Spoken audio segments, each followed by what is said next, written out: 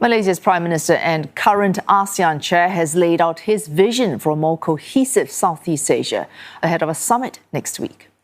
Anwar Ibrahim aiming to boost regional ties and economic resilience during Malaysia's tenure.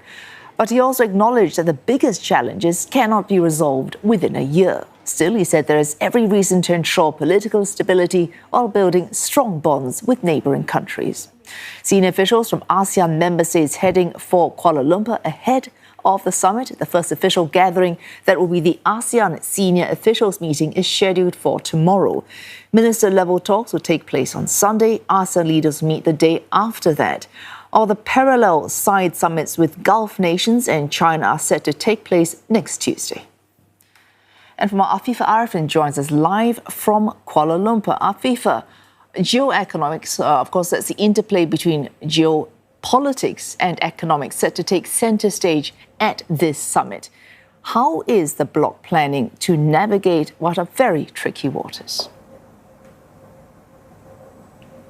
Well, ASEAN is stepping into a crucial week of diplomacy, one that could reshape its economic and geopolitical alignments. And as you said, Wei Su, this year's ASEAN summit is expected to be dominated by geoeconomics. Observers say the recent tariffs imposed by the United States, ranging across ASEAN countries and going as high as 49%, could expose internal fault lines within the regional bloc. And there's already growing concern that this could fuel competition between member states for foreign investments, really undermining regional unity. And that's why a coordinated response to these tariffs and a renewed push for deeper integration and economic resilience is something that's very high on the agenda. Malaysia, as the current ASEAN chair, is really urging leaders to defend the multilateral trading system that has long underpinned ASEAN's growth. And while individual countries may continue to engage bilaterally, Malaysia Prime Minister Anwar Ibrahim says that ASEAN must present a united front. So let's listen into what he said at a media briefing on Wednesday.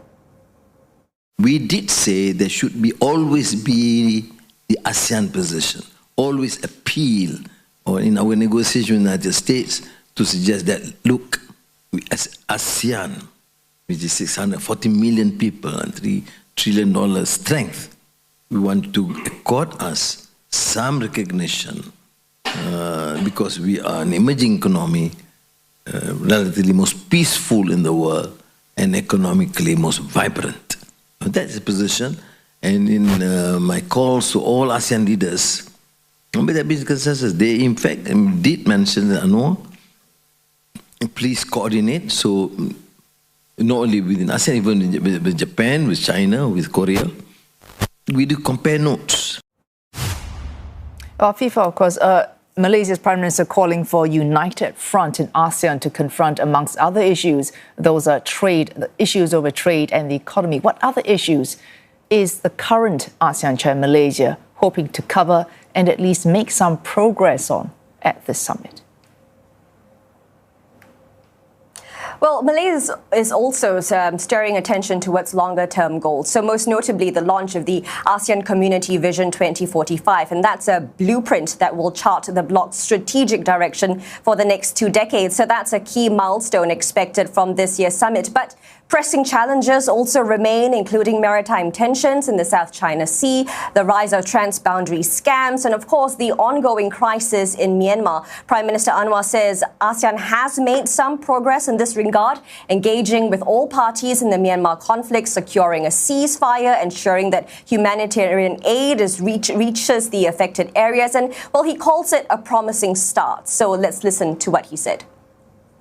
There's certainly a remarkable progress. In Myanmar, for example, we are able to engage with all parties. We are able to secure ceasefire. We are able to ensure that all humanitarian aid can go to any sub-region controlled by any group. Thus far, to me, is a good beginning. And then we instill on that broad parameters of the 5-point consensus to say, look, we have everything to lose. You don't grasp and use this opportunity to come back and work together.